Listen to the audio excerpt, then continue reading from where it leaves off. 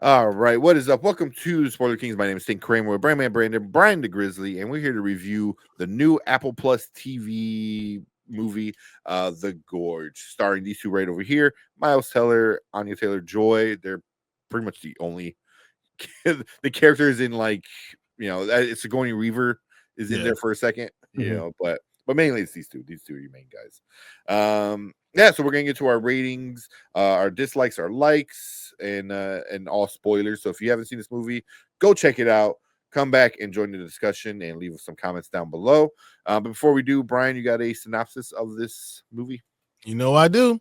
Two highly trained operatives are appointed to post in guard towers on the opposite sides of a vast and highly classified gorge, protecting the world from a mysterious evil that lurks within.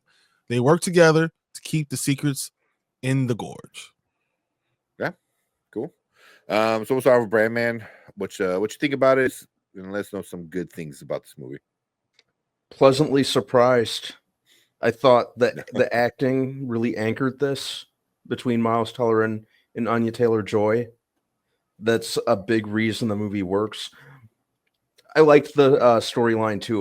It was fresh. You know, thought it was really well directed. I liked the music by Trent Reznor and Atticus Ross. Ah, Mm. okay. I Sh- didn't know shame- that. Yeah, I did like the shame on music. that. Shame on that dude's parents. Who names her kid Atticus? Um, but yeah, those were my favorite things about it. I like the character designs too. You know, 100%. they were appropriately creepy. I liked that, but yeah, it was something fresh. I liked, and when actors are able to kind of like just kind of perform in isolation like that, that's like one of my favorite things. And it was a really good showcase of the acting talents of Miles Teller and Anya Taylor-Joy. Played off each other wonderfully too. All right, Brian. Let us know what your good things about the Gorge. Overall, I mean, I thought that Miles Teller and Anna Taylor-Joy just did a wonderful job playing off each other. I understood from seeing from the point of view of Levi or Miles Teller, his character, understood who he was, understood who she was. I think they did a good job. Will give us enough backstory to understand what's going on. And you felt that connection with them. You understood how it kind of happened. I mean, even the beginning with JD, all of a sudden he's like, I made it. It's been a year. I'm home. And they killed him right there. Oh man. I was like, whoa. Like it was a shocker right there. And they didn't skip on stuff. A movie that you think is an Apple movie or it's not going to go to a theater movie, you think it's going to be low budget. Everything was done superbly. I really enjoyed all of it, and it made perfect sense. The writing just made sense. Even though I will say, I ain't saying I love you that fast, but my Anya Taylor-Joy looked really, really good in this movie. So I don't blame Miles Teller. Can't blame him. Yeah. And for me, like kind of what both you guys said, them together, like I didn't expect them to have like good chemistry, and they really did. I don't know if it was more Anya Taylor-Joy or if it was more Miles, like who was giving more, but them together was a lot of fun to watch. It was a lot of fun to watch, and I enjoyed the pacing of this movie because it started off as this like mystery, and then it kind of turned into like kind of a love story, and then it turned into this like sci-fi action kind of thing, So it was like, it sounds like it's all over the place, but it flowed in a way where like I enjoyed each section of the movie, and it made sense on where it went next, So yeah, it just was great. And then them, like you said, them having the chemistry together is they were like made for each other, really, like Yep. the way there's similarities, and them being snipers, and them connecting with their fathers and their childhoods and stuff like that. So yeah, it was really well done. And even at the end when it gets sci-fi and when they go into the gorge, I thought that made like a lot of sense. That was a lot of fun to unravel that Almost that mystery type of thing. yeah, like what's really going on down there. So And it's a time clock, because if you don't get out fast enough, you're not going to be able to leave. Yeah, and the visuals looked good. Like Mhm. visually, it wasn't bad. Like it didn't look cheap. It didn't look bad. Like it looked really, really solid. Like visually wise, graphics and stuff. So, It was a really good Valentine's Day movie. Everyone got everything. Got a little Everything. love story. You got a little action. So Yeah, So that and everyone Hard will be Eyes in the happy. same month, you know. yeah, yeah, pretty much. So let's get into our negatives. Anything bad about this one, Brandman? Why'd they have to kill off the black guy like that? True. That's a good answer.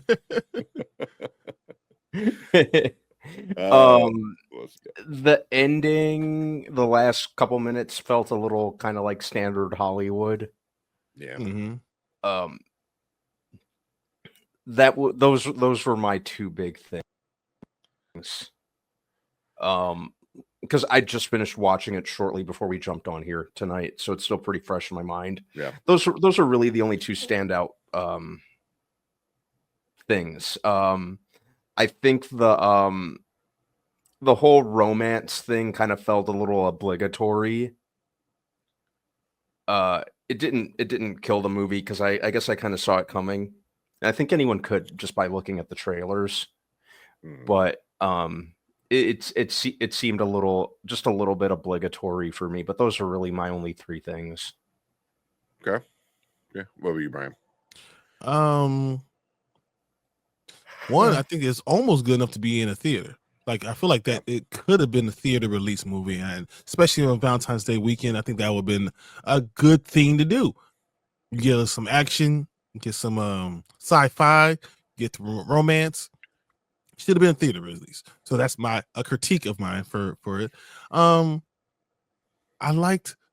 would like a little bit more Sigourney Weaver at the end, like, you know, or understanding why she's so evil. I would want to flesh that out a little bit more. But besides that, I mean, it just made sense. It was long enough. It was 2 hours and 7 minutes. They didn't really skimp on any other stuff. I enjoyed it, honestly. Okay. Kind of going with what Brandman said with killing like the only black guy in the whole movie. I was hoping that we would see him as one of the Hollow Men in the Gorge. You know, that somehow like that's part of the mission is like you do your year and then they feed you to the Gorge kind of thing, you know. So I was expecting to see him down there, you know. But they fed on him, then he wouldn't be. Yeah, I mean, you wouldn't see him. You see his fro, and that'll be it. Because there was another one that was down there that didn't look as old, you know, when they were in the little church. He looked fresher, I guess, you know, still beat up and, you know, all skinless or moldy or whatever. But I thought that would have been like an interesting way to do it, you know, because the whole time I'm like, how are they going to find out that you get killed at the end of your mission? You know, so if they would have saw like, oh wait, this dude is who I relieved, you know. But it became like a non-issue anyway, because they were just like, we got blowed up. So, you know, it was whatever. It was more of a me problem, I guess, than the actual movie. But let's get into our ratings. Now, later, never. Now means you got to go and watch it right now. Later means you get whenever you get a chance, no big deal. And never means just skip it. Brandman, what are you giving the Gorge? I could give this a no. I was really surprised by it. Kind of to go hand in hand with what Brian said. This is something I would have went to the movie theater to see, you know. Yeah. I thought the acting really, really was the shining point of it. I like the plot. It was something fresh. Very well shot. Scott Derrickson did a really good job in that regard.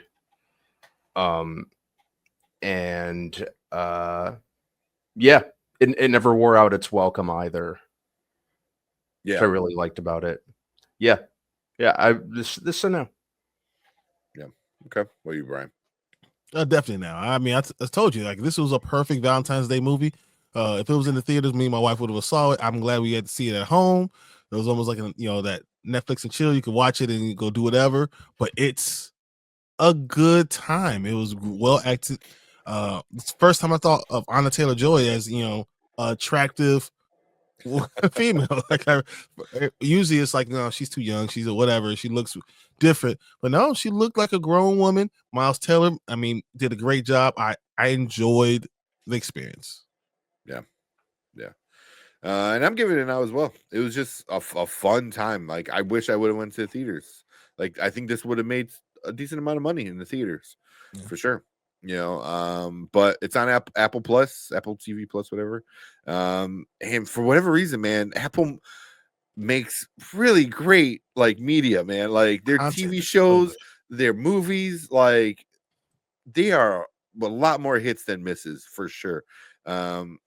And yeah, this is another hit for them. Yeah, that's our thoughts for The Gorge. It's streaming now on Apple TV, so you can go check it out. And let us know what you think about it. So leave a comment down below with your thoughts for this movie, and make sure you hit that like button, hit that subscribe button, and come and join us every Monday and Thursday, where we do movie reviews like this, trailer reactions, TV discussions, and all a bunch of other fun, nerdy stuff.